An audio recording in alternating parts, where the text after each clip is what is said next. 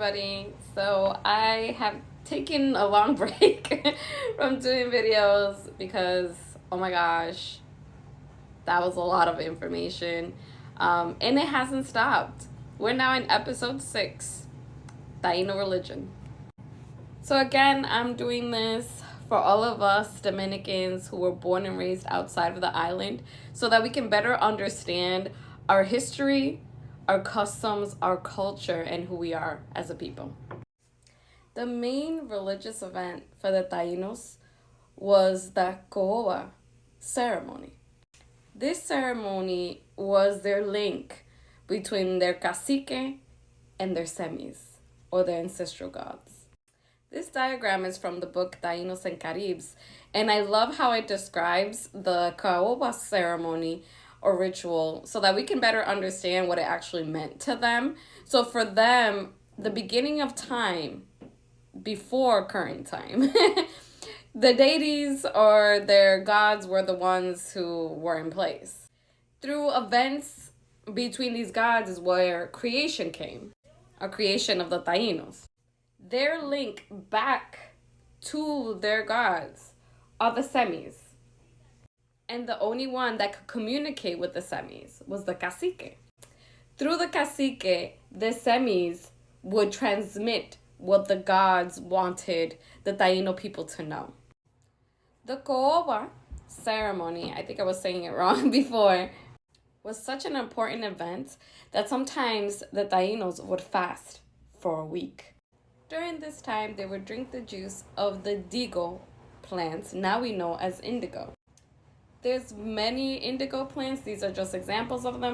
In American culture, the indigo is known for giving a beautiful blue color or a dye. But the Tainos would use this sometimes as a body paint, but also as part of their purification process for the Ko'owa ceremony.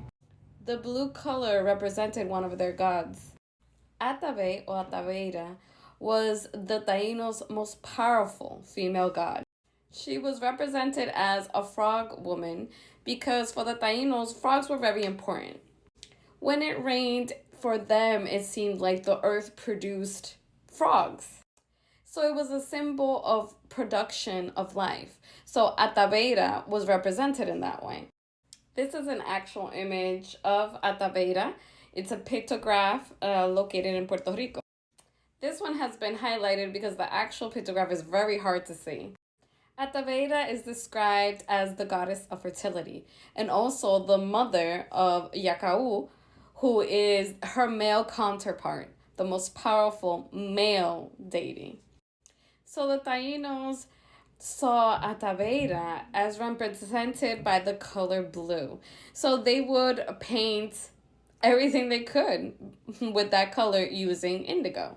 They would paint the bohíos, they would paint sus ollas or their pots, all of the utensils. And this custom is still alive in the Dominican. Many of the tombs in our cemeteries are covered with a blue paint. And a lot of times when you ask those in charge of the cemetery, why are they blue? They'll just tell you, we've always done it this way. But it actually comes from the Taino beliefs that blue was the color for Atabey. In other words, it's a calling to the mother goddess to remember. She is the Caribbean equivalent to Mother Earth. The Tainos even would cover themselves with this blue color for their fertility ceremonies because she was a symbol of rebirth. And even through death, the Tainos believed that you were rebirthed on the other side. So if we head back to the Ko'owa ceremony, they began with their cleansing. They would drink the indigo juice in order to help purification. They would use spatulas to induce vomiting and cleanse themselves to a point sometimes that the beike especially would become skeletal. So in order to induce the closest connection with the spiritual world, they would bring themselves close to death. So during this ceremony, the cacique and the beike would actually inhale pulverized tobacco leaves, and also it would be mixed in with other plants. This would give them a high of a lifetime. So in this image, if you notice, The behique here is sitting on a duo, or basically it was a type of throne. Then here has a spoon, a special spoon where they would put these pulverized plants. And he's using another instrument in order to inhale them. The powder was sometimes put on a dish. So this image right here has a dish on the top. And even though this depiction is like on the outside, we know that this very special ceremony was usually not performed outside of the houses or outside of the bohíos. This is an example of the type of inhaler that would be used during the ceremony. So on top of that dish, they would then place this object or one similar to it. There were many different kinds. And then the cacique and the behique would then inhale the powder through these objects. So the ceremony was usually performed inside the house of the cacique, which was called the cane.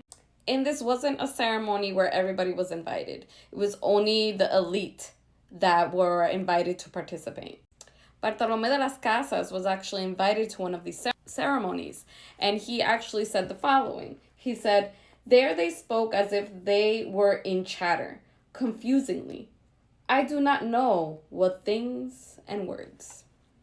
But he does share what the Tainos thought this would accomplish. And he said, so communicated with the semis to learn good times or adverse times, or who was to have children, or who would die, or who was going to have some control or war with their neighbors. So in the eyes of the Tainos, the cacique was basically a prophet. He was a powerful intermediary between the Tainos and their semis, their ancestral spirits or gods, and also the gods themselves.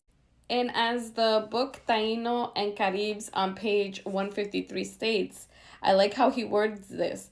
It says at the end of that page, in other words, the triad conformed by semis, Cooba, cacique, was the power that legitimized the Taino religion. In other words, this ceremony is what gave the caciques power. Even in Oviedo's time, so decades after Colón arrived, the Cooba ceremony was still performed. And the dust that they used was actually then distributed among the settlers, and they were so happy to have this dust that it was later called snuff. It was then utilized all over Europe in all the royal houses, and it became commercialized. And the fascinating thing about religions is that it gives us a glimpse into that particular society and the things that they valued. So through this ceremony, we can say 100% the Tainos were concerned with the future. They wanted to know what could possibly happen, how could it possibly plan, very much like us today. This is an actual pictograph that was found in one of the caves in the Dominican Republic, and it depicts the Cooba ceremony. And it's not the only one, meaning that this ceremony was extremely important to them.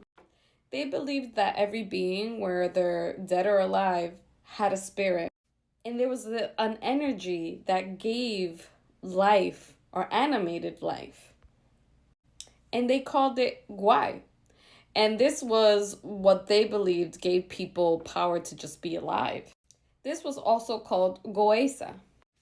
They also believed that the entire island was a living spirit, and that the caves en la isla de la Española were the source of life. These caves were considered almost like wombs where the living Tainos came from. And if you notice in this depiction, this particular cave, Casi Bahagua, is where they believed that they emerged from. So for them, this island is where the world began. There was no other place. It was here in El Bohío. Hi everybody. So this is episode 6, part 4 on TikTok if you're watching there, and just episode 6 in general on YouTube. And as a reminder, all of my sources are listed on YouTube, and you can see all of these episodes in longer form. So one of the main sources for the information that I'm going to be sharing with you, or have shared so far, is from Fray Ramon Pané. Fray Ramon Pané actually accompanied Colón on his second trip, and he was commanded by Colón to basically spy on. So he became, we can say, the first CIA agent in the Americas. He was tasked with collecting all of this information about Taino beliefs and political system. He himself wrote, and I'm quoting this from the book Taino and Caribs on page 104, he states, "Everything I write is narrated by them as I write it, because this is absolutely true for those people, and everyone believes it in general, both young and old." So as the book states, he became the first European to learn a Native American language, to write a book in the New World, quote unquote, the first European to actually study a Native American tribe. And he finished his manuscript in 1498, which, as we can see here, was the account of the antiquities of the Indians. O en español, Relación acerca de las antigüedades de los indios. Unfortunately, his original manuscript was lost, but we have the translation made by the Cuban scholar José Juan Arrón. Pané was very honest, and I've read this manuscript. He said continuously that he wasn't sure what he was being told. However, he did make an honest effort, to try to understand the Tainos that he lived with. So the original Tainos he lived with was los Macorices, who spoke a slightly different language. Or I'm not going to say slightly, they spoke a different Taino language than the Tainos that Colón sent him to be with. So let's learn about some Taino myths and legends. And similar to the fact that the Europeans mainly glorified Roman and Greek mythology, our mythology has been mostly forgotten. In the last video, I explained how El Bohío, which was one of the names that a group of Tainos used for the entire island, was seen as the center of the universe. They believed that the Tainos had emerged from here, from the cave called Casibahagua. But there were two other caves located on both the most western side and the most eastern side of the island that they also believed held magical powers. Before the Tainos emerged from this cave, they believed that beings, bat-like beings, had emerged from this cave originally. In Taino art, we see images of the bats constantly. So we know that bats were an important symbol to them. The bats on the island of Española, or in El Bohío, or in Haiti, whichever one you want to pick to say, they ate mostly fruit. One of the fruits that they would eat was guavas. So most of the chroniclers register that the Tainos believed that the spirits of the dead ate guava. For the Tainos, the spirits of the dead were called opia or upia. There are many versions of this, because as we remember, the Tainos were many tribes and not just one. And they believed that the dead actually were physically similar to the living, but they had usually one or two characteristics that let you know that the person you were speaking to was not alive. So one of the identifying marks of the opias, or of the dead, was the lack of a belly button. I have read in some other cases that it was also the absence of the face. However, I haven't seen that in the actual chroniclers that I have read. I've only seen that they've said that the ghost was basically missing a belly button. Many of the bats that we see in Taino art are humanized and have human features. And this reflects their legend. In their legend, these bat-like creatures came out of the cave of Casibahagua. Remember this one here, where they themselves supposedly came from, but these creatures were before their time. They believed that these bat-like creatures could not be exposed to the sun. And in the legend, some of them who had left the cave to do certain errands didn't get back in time. And they were turned, some of them into stone, others into trees, and others into birds. So that lets us know that the Tainos believed that the sun was also a creator. Being exposed to the sun could make things happen. And this can pretty much be easily explained through their interactions with bats. These bats were nocturnal, and they still are nocturnal. And so if they went out at night, which they feared because they believed that the dead walked at night. And so you would find the bats feasting on Guahayona. The bats also lived and emerged from the caves. And in case you forgot, this is what Guayaba looks like. I remember eating these when I lived in DR when I was a child, and they're so good. Some scholars believe that even though Montpanet doesn't describe this, that there was possibly a fourth outing out of this cave because they went out several times from the cave in the legend, and that this fourth outing was what transformed these bat-like creatures into the Tainos. However, my opinion, after reading so much, is that doesn't make a lot of sense because it wasn't like the bats went extinct. They still saw them at night. I honestly believe that they saw the bats as like a separate entity, more like a reincarnation of their ancestors possibly, but I don't think that they believe that this was them. However, that's my opinion. So let's get back to the caves. So if we remember, they believed that the island was like a living female spirit. So this was her womb, this was her mouth, and this was the back end. From this cave, Iguanaboina, they believed that the sun, moon, and stars had come out of this cave. The great Iguanaboina was the great serpent. And in this cave, they worshiped the son of this great serpent. Or better said, sons.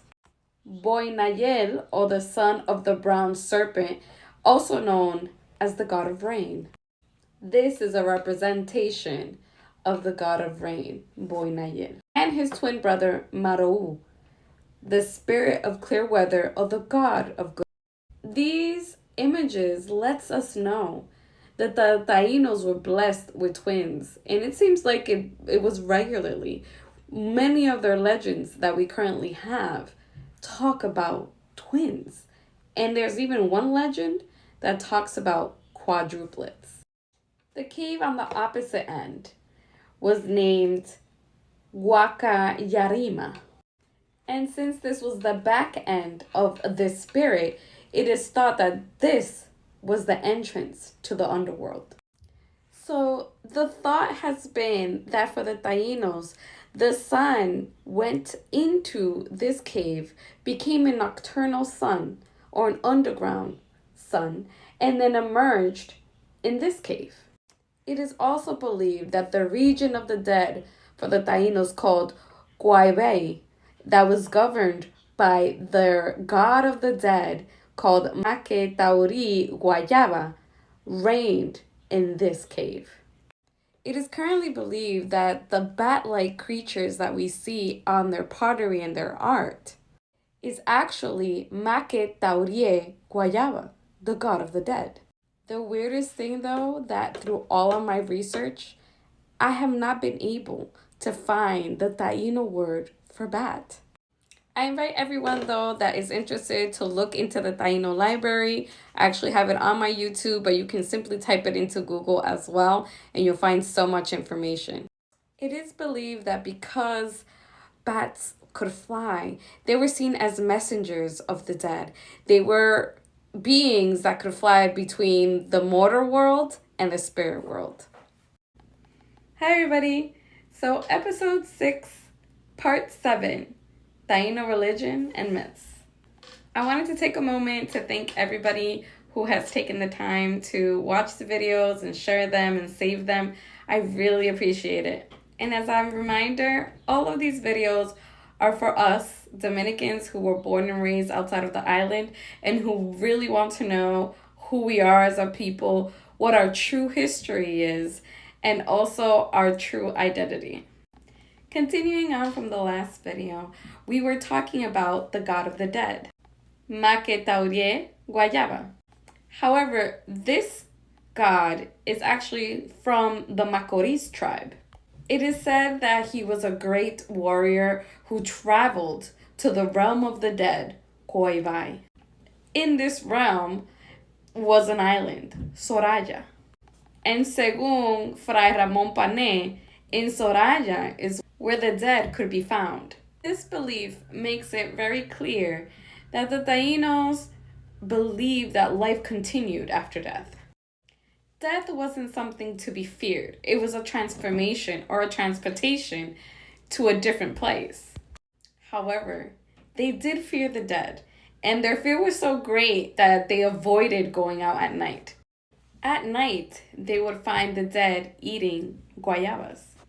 But sometimes the dead would be transformed into beautiful women. Many of us are familiar with the legend, the Dominican legend, of La Ciguapa. It is actually based on the Ciguayos, which were another Taino indigenous tribe. The Ciguayos were known for having powerful, strong women who were leaders in their community.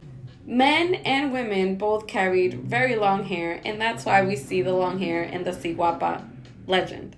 The Ciguayos took their role as defenders of the island so seriously that when they would move away from the coast, they would walk backwards. The Ciguayos were concentrated on what we now know as La Península de Samaná. Samaná is also a Taino word, and they were known also as Samanís. But the legend goes that these men would be attracted to these women. Mind you, this legend is from Taino times as well. Not exactly the Ciguapa legend, but the legend that these women who were part of the undead would appear before them at night. They would bewitch the Taino men with their beauty, and they would go off to sleep with them that night. In the morning, he would wake up and find that he was alone. But who had he spent the night with?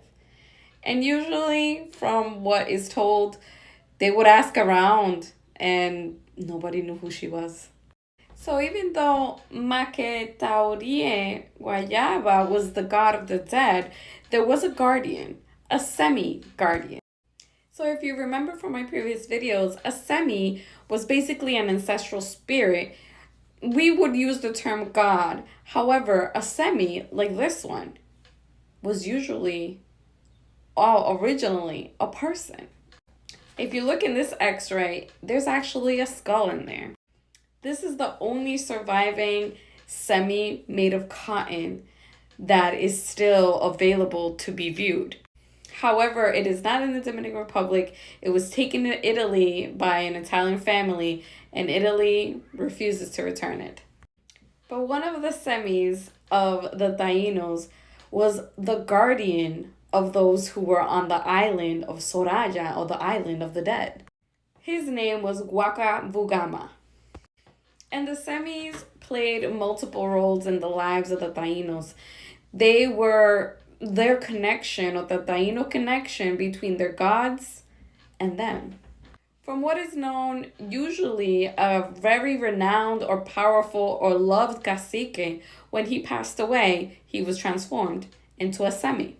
But semis could come from many things. They could be made of wood, they could be made of stone, they could be made of different materials. Semis could even be made in the moment. So for example, if a Taino wanted to take a certain trip, he would make a semi out of wood or whatever material he chose, and that semi became his guardian on his trip. The semis had power over everything, all kinds of elements, and they even saw them as the source of power for their crops. They would bury the semis in the fields And for them, that's how you made things grow. The semis had to be appeased because it was through the semi that the person could either do or not do what they were asking. If the semi became angry, it could block your way and prevent you from getting what you needed. A true guardian, we can say. It was through the semis that the caciques and cacicas had their power. So it was something of great concern for the Tainos when the Spanish came. They did not want their semis falling in the hands of these foreigners. They sincerely believed that if they got the semi, these people would gain power. Each Ucayeke had their own personal semi that protected their village.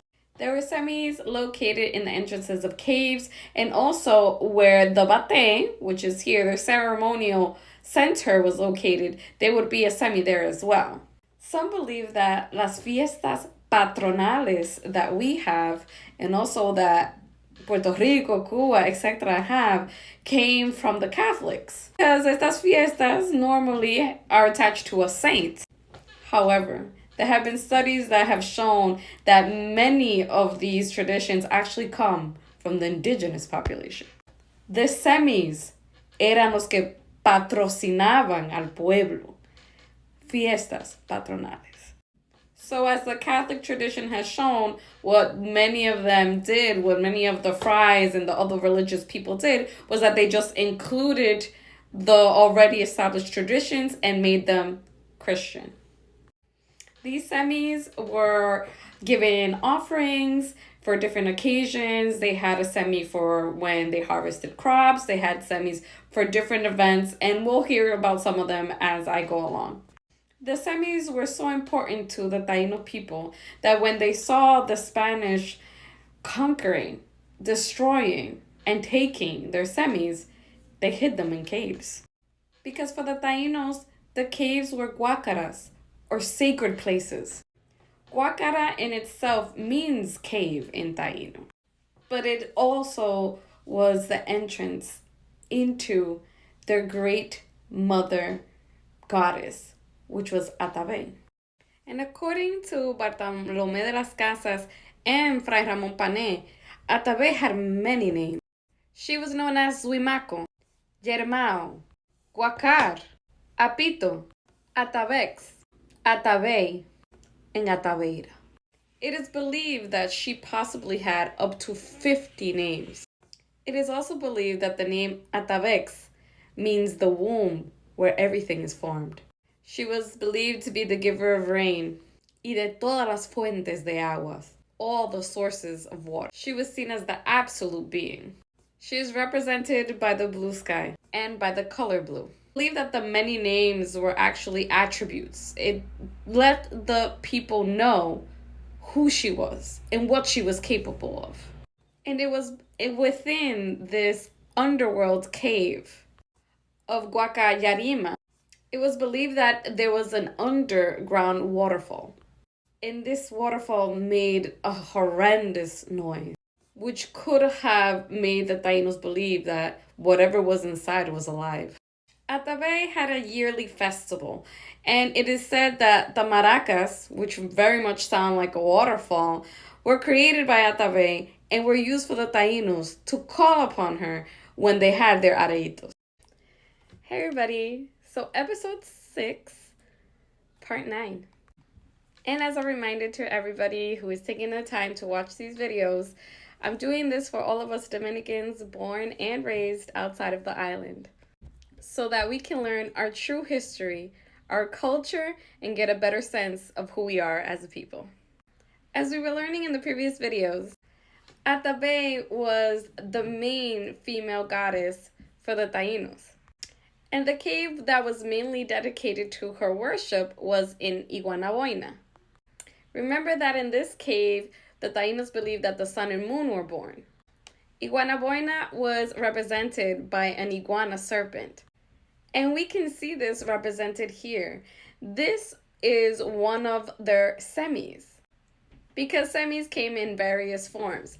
This form is called a three-pointed semi, and there were hundreds of these, and they're still being found all over the island. Or better said, thousands of these. This one, though, we know represents Iguanaboina.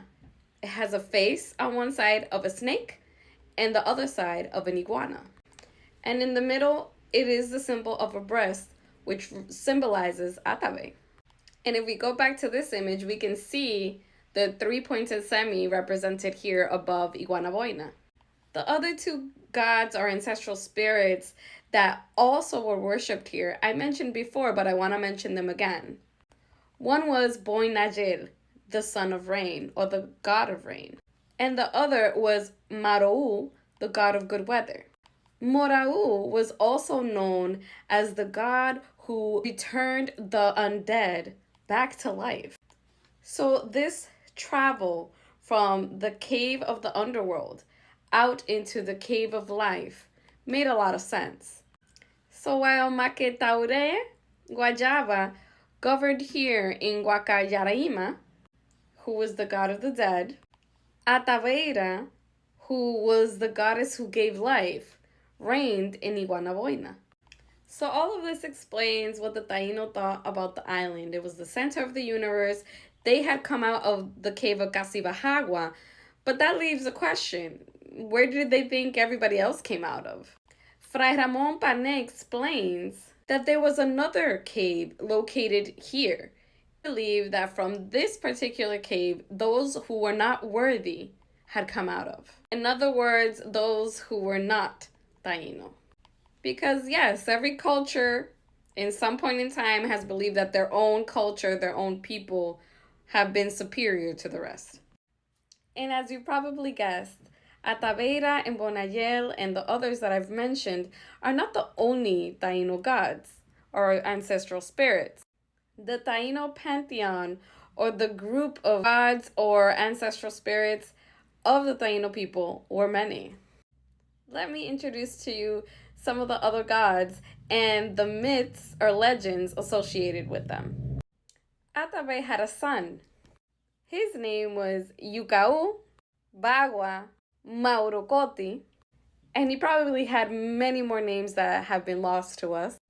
But by what page 107 of the book Tainos and Caribs tells us, these three names mean being of the Yucca, sea, without a male predecessor. Pane writes about this deity or this god ancestral spirit. He is in heaven and is immortal, and no one can see him. And he has a mother, but he has no beginning. His mother is called Atabey. From the book Tales of the Taino Gods, How the Caribbean Sea Was Born, we get the idea that Yokahu was the god who created the universe, and he also gave spirit to all living things. It was believed that at the beginning of time, only the gods inhabited the earth, and there were no other beings. And as we know, there were many Taino tribes, so we have different names for different beings that seem to have the same qualities. We also know of the supreme spirit called Jaja, which means 2 times the spirit. It is believed that with time, Yokau was actually transformed into Jaja in the legends. It is said about Jaja that he was the first being, he had no beginning and no end, he lives in heaven and is immortal, no one can see him, he has a mother, but he has no beginning. So it sounds very similar to Yokahu. It could also be explained that with time, as the Tainos became more dependent on Yucca, they then transformed that need into a god. Similar how in other indigenous populations, their food source became one of their gods. Jaja is one of the protagonists of one of the most renowned Taino legends. In this legend, we learned how the Caribbean Sea was made. Jaja wasn't alone on the earth. He had a son. Jajael in itself means son of Jaja. And Fray Ramon Pane collects this myth and tells us the following. Jajael became jealous of his father, and he wanted to unalive him. Jaja then banished his son, and he went into exile for 4 months. When Jajael came back, Jaja unalived his son.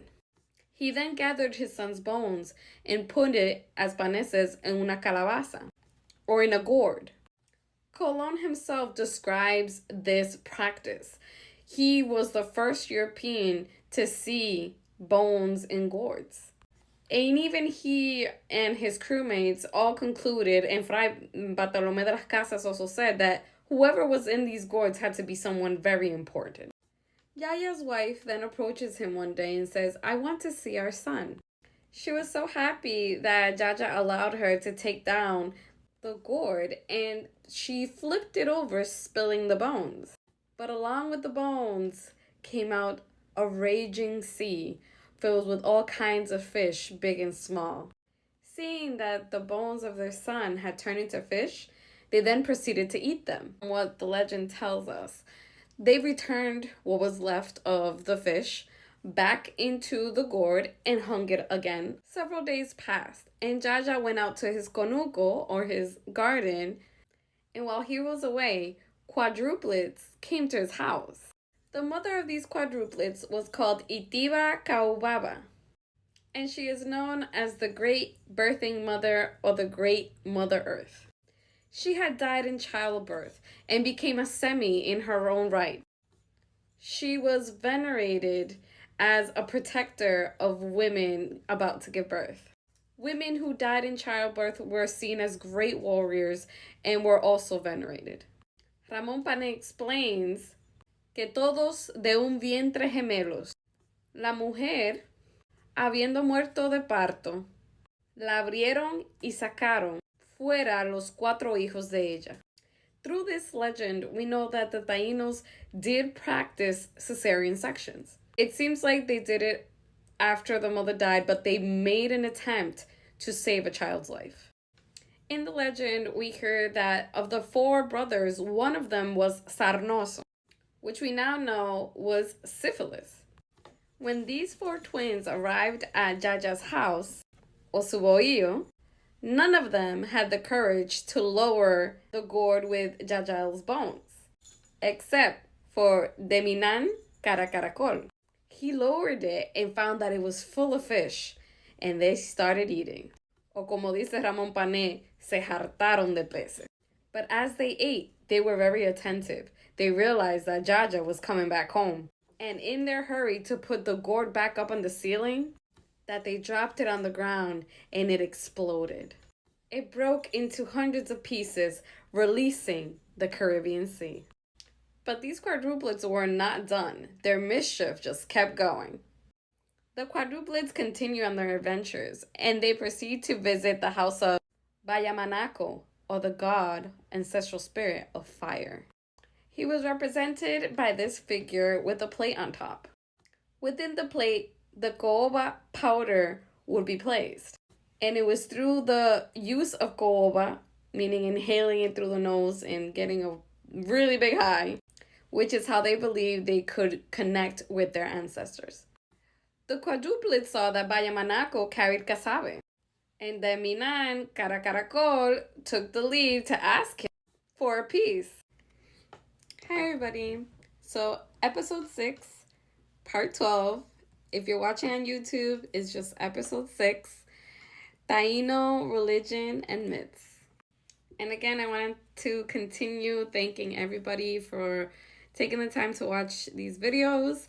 It's out of a lot of love, a lot of research, a lot of hours, but I really, really hope that you find value in the information.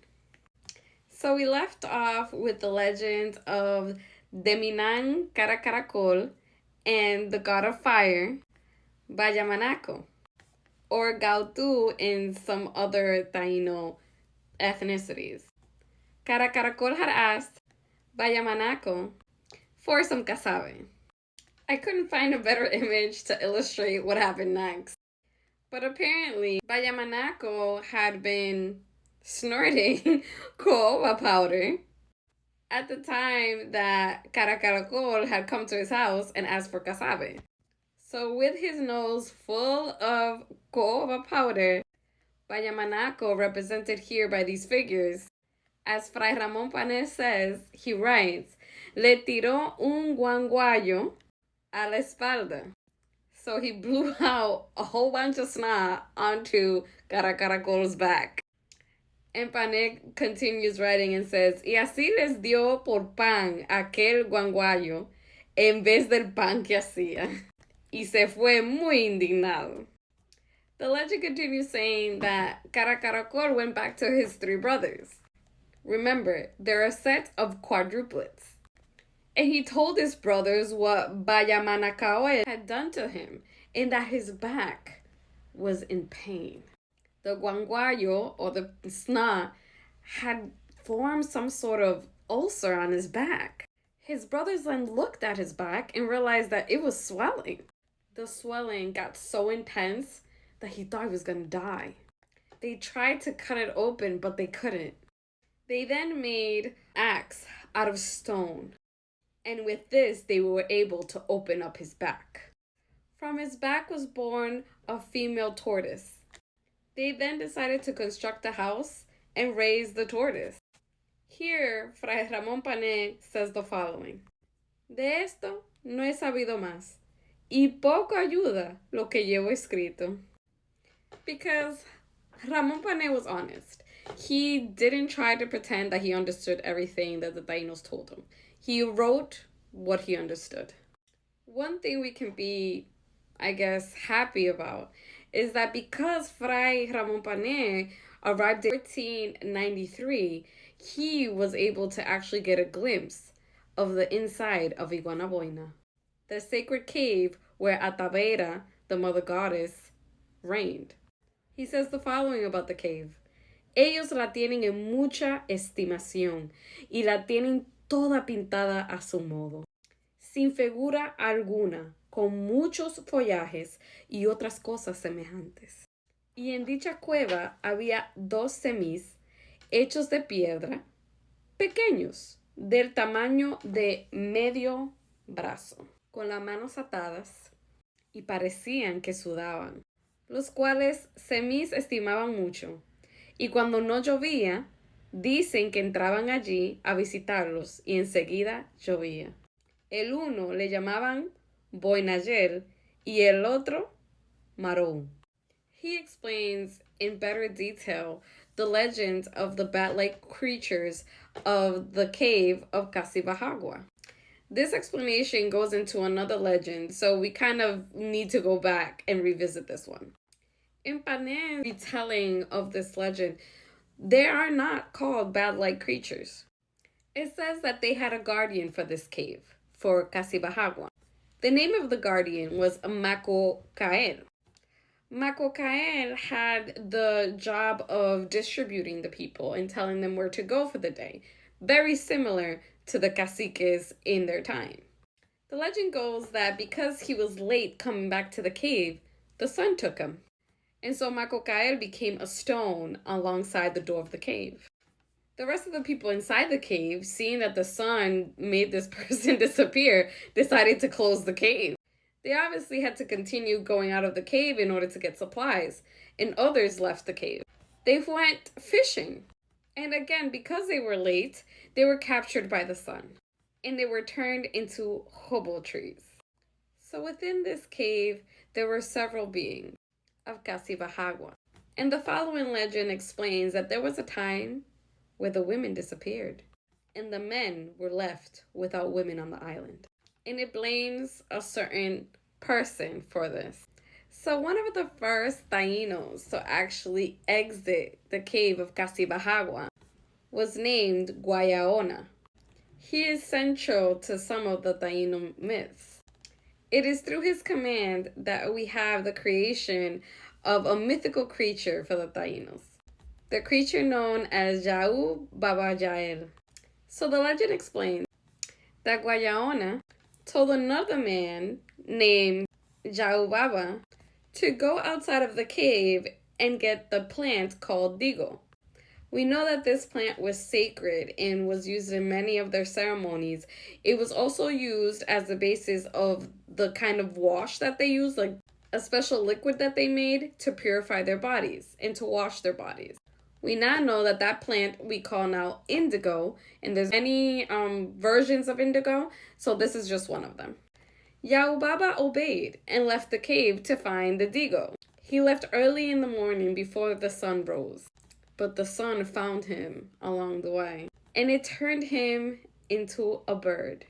We know this bird as the carpenter bird. It was also called Inriri, but in the mythical legend, this bird was called Yau Baba Jael. But Guahayona did not know what had happened to Yayubaba, and he got upset. So he decided to leave the cave of Gasibahagua. But he didn't leave alone. Guahayona was deceitful. He was not a good person. He liked to deceive those around him. And one of those that he deceived was the first mythical cacique, known as Anacacuya. The women of the island were under the command of Anacacuya, who himself was Guayayona's brother-in-law. So Anacacuya was married or was in a partnership with Guayayona's sister. And in order to be able to command the women, he took Anacacuya out to sea. He had convinced him to go with him on this trip. But as they stood on the canoe, Guahayona said to his brother-in-law, Anacacuya, mira que hermoso cobo. Cobo meaning caracol or seashell. And when Anacacuya looked into the sea to look at the seashell, Guahayona, his brother-in-law, took him by the feet and threw him into the ocean. So even though Panet doesn't mention this, it seems like Guahayona now became the cacique, because he said to the women, dejar sus maridos y vámonos a otras tierras. Y llevemos mucho guello. Guello was another herb that was sacred to them. Dejad a vuestros hijos y llevemos solamente la hierba, que después volveremos por ellos. He then left with the women and arrived on an island called Matinino. This was one of the first islands that Columbus was told about, an island only of women. He left the women on this island and went to another island named Guanin. The women could not get off the island, and behind them they had left their children. They had supposedly left the children next to a stream, and then they began to hunger and starve. The legend says that they cried and cried for their mothers who had left them, and the men who stayed could not do anything for their children. Pané writes, que llamaban con hambre a las madres diciendo mama para hablar, pero verdaderamente para pedir la teta. Y llorando así y pidiendo teta, diciendo toa, toa, como quien pide una cosa con gran deseo y muy despacio. Through this hunger, they were transformed into small animals, a manera de ranas, que se llaman tona. Many suspect that this is el coquí. Y de esta manera quedaron todos los hombres sin mujeres. Hey everybody, so we're at episode 6, part 15. So this is for all of us Dominicans born and raised outside of the island, so that we can better understand our culture, our history, and who we are as a people. We were talking about the legend of Guahayona, and he is depicted as the first great navigator in the Taino legends. However, he wasn't the best character. He liked to deceive people and get his way. We had left off that Guahayona had left a group of women on the island of Mantinino. And Fray Ramon Panet complains that he's not doing a great job in telling these legends. And he says, y puesto que ellos no tienen escritura ni letras, no pueden dar buena cuenta de cómo han oído esto de sus antepasados. Y por eso no concuerdan en lo que dicen, ni aún se puede escribir ordenadamente lo que refieren. So he's clear that a lot of this not make the most sense, but he's trying his hardest to convey what the Tainos wanted to share. But Guahayona, the first man Taino or male Taino to leave the cave of Casibahagua, he had done this ridiculous thing of stealing all the women from the island and leaving them somewhere else. But then he realized that there was a girl in the water. He apparently had dropped her. So he picks her up and decides to have relations with her. After being with her, he decided to wash himself really quickly because he found that he was full of, as Paneses, el mal francés. We know that the mal francés was syphilis. The woman's name was Guabonito, and she put him in Guanara, which means basically quarantine. And there she was able to cure his syphilis, or the welts caused by the syphilis. Guahayona then changed his name when he became cured. He then was named Albeborael Guahayona. Guabonito, the woman, then gave him a lot of guanines, which guanine was a type of copper alloy metal that they used to make jewelry from. I covered all about Taino jewelry in episode 5. She also gave him sivas, which were seen as sacred stones by the Tainos. These sivas had different powers. Some of them were for making the crops grow, for helping women give birth as well. Pane writes that these sivas son de piedras que se asemejan mucho al mármol y las llevan atadas en los brazos y al cuello y los guanines los llevan en las orejas. It says that this legend explains that Guabonito was the origin of el guanin. Pane loves to clarify, and he says, todo lo que escribo, así lo narran ellos, como lo escribo y así lo pongo, como lo he entendido de los del país. So while Guahayona is off with Guabonito, the Taino men still do not have women. It is believed that Mantenino was actually one of the islands of the Caribs, because the Caribs would kidnap women and put them on this island. So it is believed that this myth helped to explain why this island was populated by just women. Columbus himself went on various expeditions to try to find this island with only women. So Fray Ramon Pane explains how eventually the men got their women back, but in a very unconventional way. The legend goes that the men went out to the rivers to wash, as they did daily. It was raining a lot, and they really missed their women. And when it rained, they tried to look through the brush to see if they could find any traces of them. One particular day that it was raining very badly, they saw these figures. They saw these creatures coming down through the trees. These creatures were neither male nor female. And I like this depiction here. This is page 118 from the Tainos and Caribs book. So the Taino men tried to grab these creatures, but they flew off like hawks. So the men went off to their cacique and told the cacique what they had seen, and that they couldn't grab them, but maybe if they found someone with caracaracol, which was, again, syphilis, who had their hands already scarred by the disease, the hands would be rough, and so that they could maybe easily grab these creatures. They counted 4 creatures, so they went and grabbed 4 men with syphilis. These men were able to grab the 4 creatures. They had the thought that since these creatures didn't have a form, they needed something to create the form. They looked for the legendary bird, Inrihri Jau Babajael. They grabbed the beings that were neither male nor female. They tied them, bound them, hands and feet, and then they brought this bird to them. And so Pane writes, y este, creyendo que eran maderas, comenzó la obra que acostumbra, picando y agujerando en el lugar donde ordinariamente suele estar el sexo de las mujeres. Y de este modo dicen los indios que tuvieron mujeres, según cuentan los más viejos. Puesto que escribí deprisa y no tenía papel bastante, no pude poner en su lugar lo que por error trasladé a otro. Pero con todo y eso, no he errado, porque ellos lo creen todo tal como lo he escrito. This legend left me in a lot of thought, because it would make me think that at some point, the women might have been slaughtered. By who, we don't know. Because in the original telling, there are women, but then they disappear.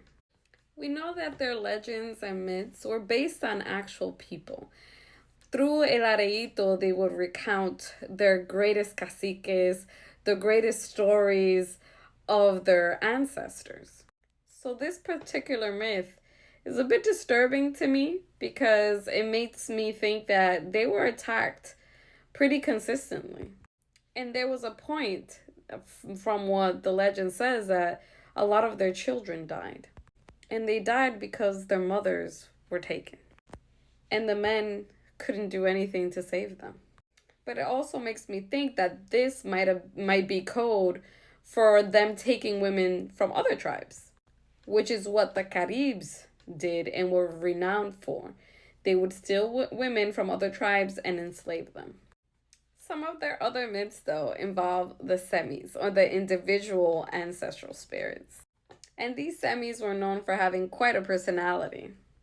Remember that each semi was tied to a yucayeque, or a town.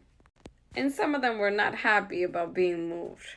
Faragubaor was originally made of wood. He looked alive. He was supposedly found in a well. They made him a temple, but he would always run away even if he was tied down and put into a sack. Mentioned by Pané, was in the region of Magua. They wanted to give him as a gift to another cacique, but as they took him over, he got heavier and heavier. So heavy that the men could no longer take him. The next day when they went to get him, he had returned from where he came from. Yucauguama was located in a cave in el municipio de Hondo Valle, where only the Bejiques and those invited by them could go see this semi. Cuatrisquie was a semi of a three-pointed stone. He controlled flooding and could also unleash it. Corocote, he was honored by the cacique Guamorete, who had him on top of his cane, or his house. According to Pané, Corocote would come down at night and sleep with the women. Guabansej, the goddess hurricane. She would make water and wind run, would throw the houses to the ground, and would pull up all the trees. Watauva was her partner, Semi, who would go along ordering other semis to make it rain and wind. Guatrisquie, the god of flooding, was her third helper. Opijel Gulbiran, a semi made of wood and had 4 legs like a dog. It is said that when the Spanish arrived, it ran towards a lake and never returned. Pané learned of the prophecy through an Areito's performance that the cacique Casiu said from the semi-Yucauguama, the Yucca god. And he said, those that remained after the cacique's death would enjoy a power for a short time, because clothed people would arrive that would rule and kill, and they would die of hunger.